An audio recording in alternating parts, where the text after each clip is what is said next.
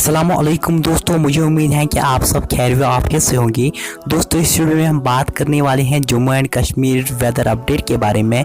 दोस्तों नॉर्थ कश्मीर के पहाड़ी इलाकों में हल्की बर्फबारिश मिली है, जैसे गुरेज वैली से 2 से 3 इंच स्नोफॉल की रिकॉर्ड की गई है। दोस्तों मैं आपके सामने एक वीडियो क्लिप प्ले करता हूँ दोस्तों, फिर हम वीडियो में आगे बात करते हैं।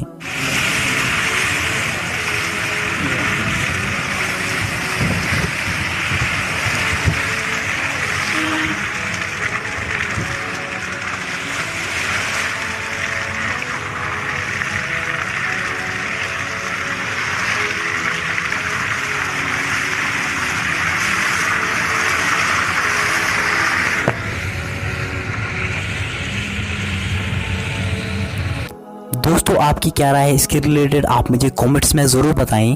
मिलते हैं किसी नई वीडियो में, तब तक के लिए अल्लाह हाफिज़।